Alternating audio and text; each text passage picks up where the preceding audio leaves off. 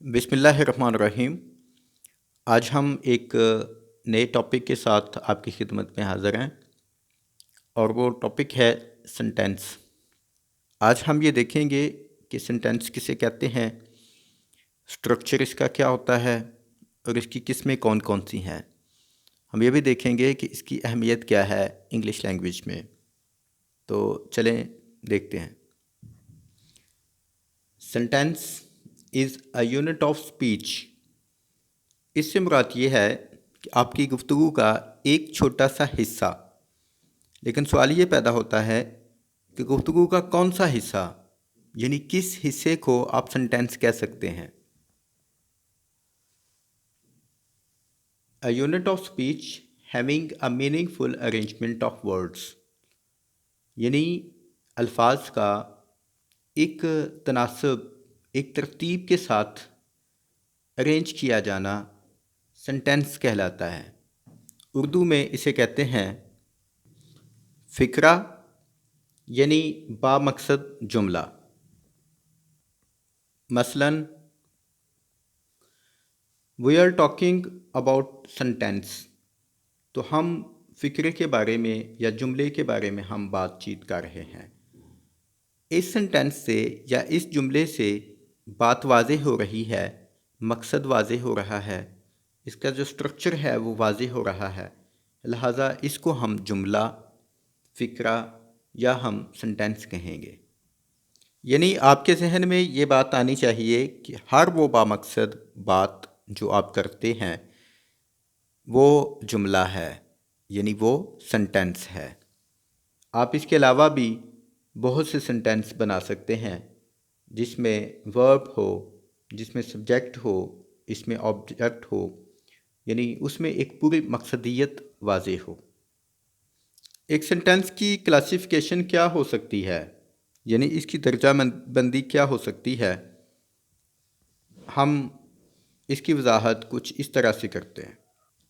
Sentence की दर्जाबंदी दो लिहाज से की जाती है, अकॉर्डिंग टू मीनिंग यानी मानी के लिहाज से, एंड अकॉर्डिंग टू स्ट्रक्चर यानी साख्त के लिहाज से। अब हम दोनों की अलग अलग वजाहत करते हैं। According to structure according to meaning, इसकी काइंड्स हैं अफर्मेटिव सेंटेंस, एक्सक्लेमेटरी या optative sentence, interrogative sentence and negative sentence. Affirmative sentence होता है एक मुस्बत जुमला जिसमें एक मुस्बत सी स्टेटमेंट हो, जिसमें कोई नेगेटिविटी ना हो या इसमें कोई सवालिया बात ना हो पूछी गई। जस्ट सादा सा एक स्टेटमेंट होता है, एक जुमला होता है। जैसे मैंने लिखा पीपल मेक अ नेशन, यानी लोग मिलके एक कौम बनाते हैं। तो ये एक सादी सी स्टेटमेंट है, ये एक मुस्बत जुमला है, इसको हम अफर्मेटिव सेंटेंस कहेंगे।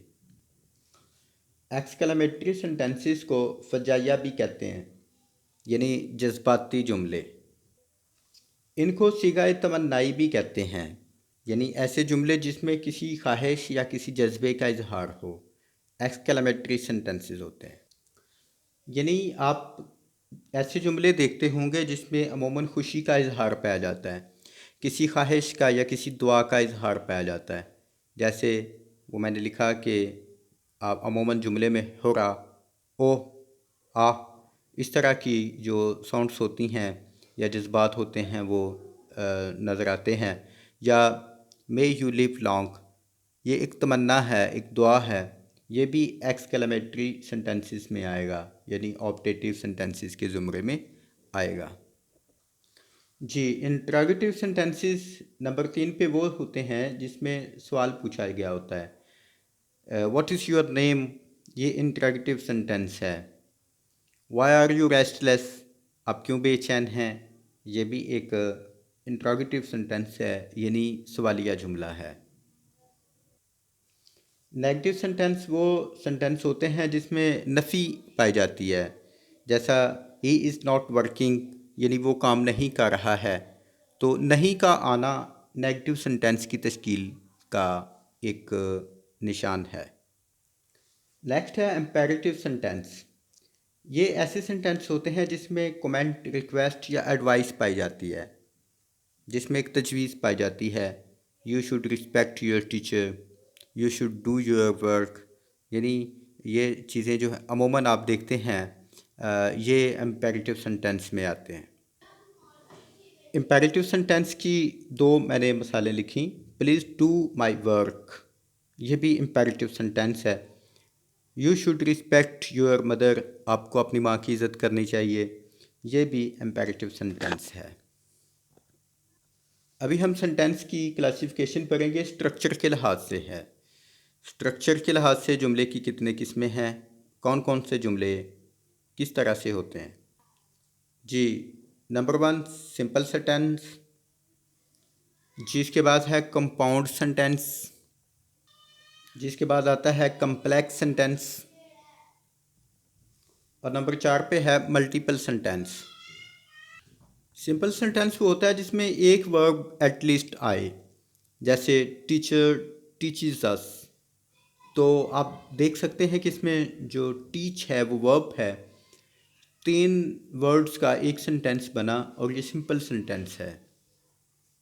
जी, कंपाउंड सेंटेंस वो होता है जो सिंपल सेंटेंस पहले, इसके बाद एक और सेंटेंस सिंपल, लेकिन सेंटर में इन दोनों के बीच में एंड, बट, आइदर और नीदर, इस तरह की जो वर्ड्स हैं वो मिलके इन दो जुमलों को आपस में मिलाएं, तो ऐसे जुमले को हम कंपाउंड सेंटेंस कहते हैं। यानी कम अज़ कम दो सिंपल सेंटेंसेस से मिलके बना गया जो जुमला होता है उसको कंपाउंड सेंटेंस कहा जाएगा। नेक्स्ट आपने देखा कम्प्लेक्स सेंटेंस। कम्प्लेक्स सेंटेंस ये होता है जिसमें दो क्लॉज हों, यानी एक इंडिपेंडेंट क्लॉज हो, दूसरा सबऑर्डिनेट क्लॉज। यानी इंडिपेंडेंट क्लॉज या मेन क्लॉज और सबऑर्डिनेट क्लॉज मिलके एक जुमला बनाए, तो ऐसे जुमले को कम्प्लेक्स सेंटेंस कहते हैं। मसलन आपने अमूमन देखा होगा, ये वो आदमी है जो लाहौर गया था। आप इन दोनों को देखें तो अलग अलग बातें हैं। जो लाहौर गया था, ये वो आदमी है। अगर हम सिर्फ इतनी सी ही बात करें कि ये वो आदमी है, तो इसके बाद एक सवालिया निशान जहन में आता है कि ये कौन सा आदमी है।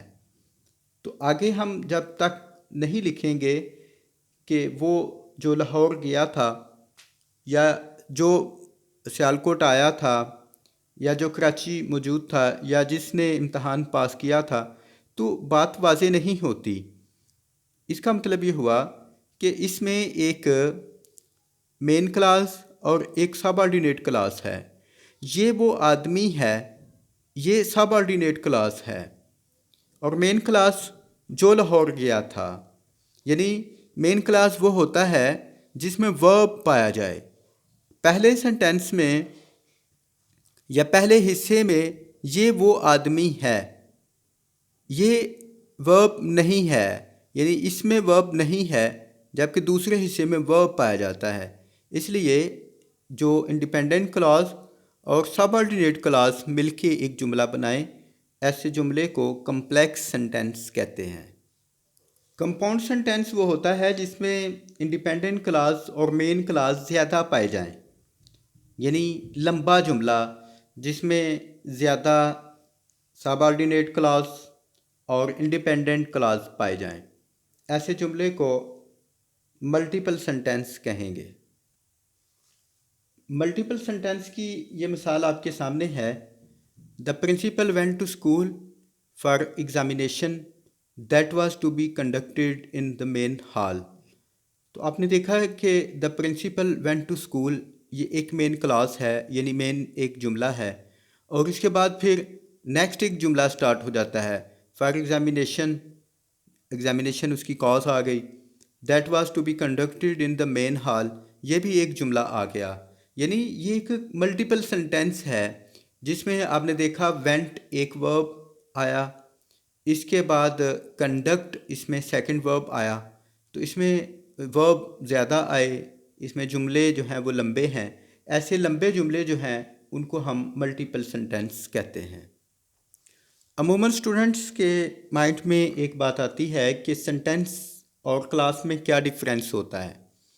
तो यहाँ पे मैं थोड़ी सी वजाहत कर देता हूँ ताकि आपको आसानी रहे। सेंटेंस एक मुकम्मल जुमले को कहेंगे जो बामकसद है, जैसा मैंने पहले बताया। क्लास एक नामुकम्मल किस्म का जुमला होता है, जैसा मेरे आने से पहले वो स्कूल जा चुका था। वो स्कूल जा चुका था, इससे बात की समझ आ जाती है। लेकिन जो पहले वाला हिस्सा है, मेरे आने से पहले, ये क्लास है जी। इसकी वजाहत कुछ इस तरह से है। पहले है इंडिपेंडेंट क्लास, यानी एक मुकम्मल इजहार होता है, एक मुकम्मल ख्याल होता है इसके बीच में।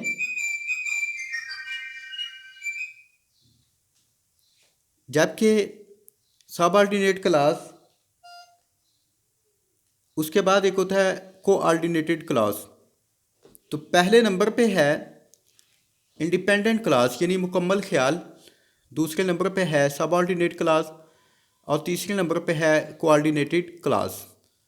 तो ये जो कोऑर्डिनेटेड क्लास है, ये इंडिपेंडेंट क्लास और सबऑर्डिनेट क्लास को आपस में मिलाता है जी। तो आज के लिए इतना ही। उम्मीद है आज का लेक्चर आपके लिए हेल्पफुल होगा। अल्लाह आपका हामी नासर हो। खुदा हाफिज़।